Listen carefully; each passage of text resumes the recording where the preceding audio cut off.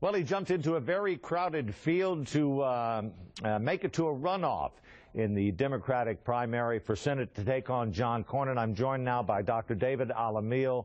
Doctor, thanks for coming in this morning. You pulled, what, 44% of the vote in the primary? It was 47 point something, almost 48. Mm-hmm.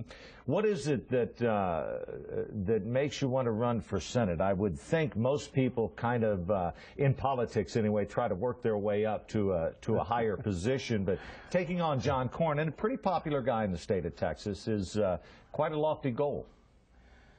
One, I have a passion for the working people.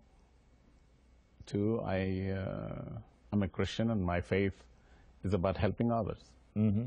Three, I don't think John Cornyn is doing a good job. Mm-hmm. What is it about Cornyn that you don't like? I mean, besides the fact that he is the darling of Wall Street, he shipped millions and millions of our manufacturing jobs overseas. He's giving trillions of our tax dollars to Wall Street and big corporations at a time when we need to invest in our own infrastructure, good jobs here. We need to invest in education to create opportunity. He hasn't done anything really for us other than hurt us, and I think he should have something to do besides talking about why he doesn't like Obama. I think he's destroying our educational system, and I think that he is somebody that proved the lack of leadership that we deserve. I want to give our viewers opportunity to learn a little more about you. Give me a real brief biography about you. I'm 62 years old, and I'm married. I've been married for 42 years. I have 2 children. I started out 43 years ago. I came to this country when I was 20 years old. I had $120 in my pocket, landed in Pasadena, California. I met my wife working in the gas station. We moved to Oxnard, where I worked in the fields of California picking strawberries.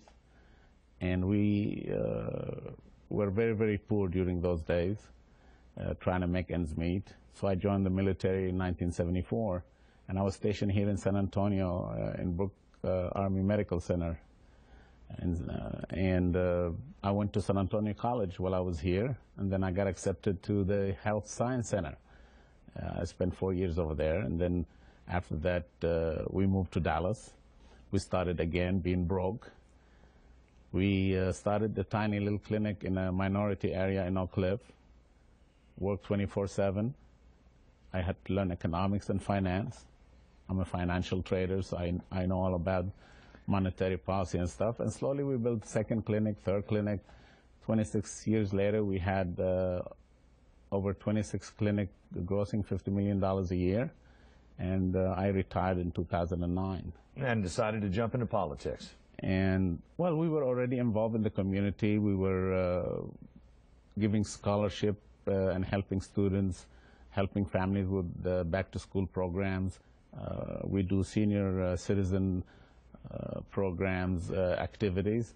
And it just, at a time when our country is going in the wrong direction for many, many years, I think if we don't do something about it, it'll just get worse. So what is, let's say you win in November, what's the first thing you do when you get to the Senate? Start rebuilding a new economy. In what way?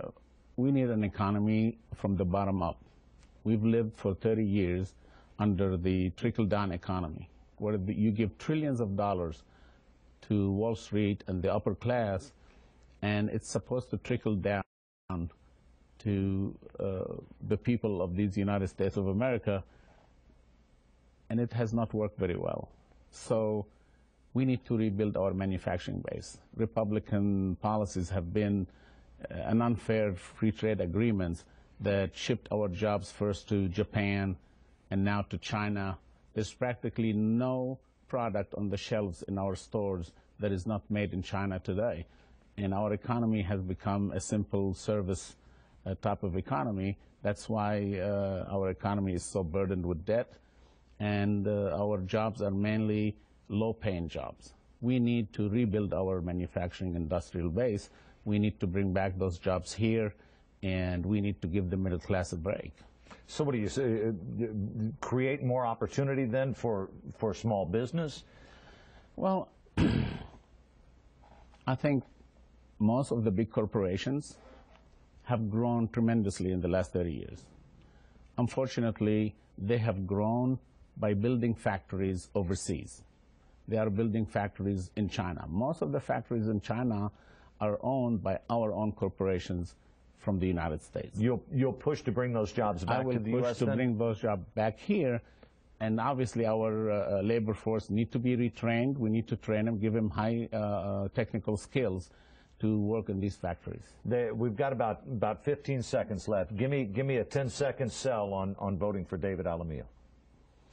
A man with tremendous challenging experience in life, a man who have proven himself that he can fight and win battles, and a man who is knowledgeable enough to make a difference in our country.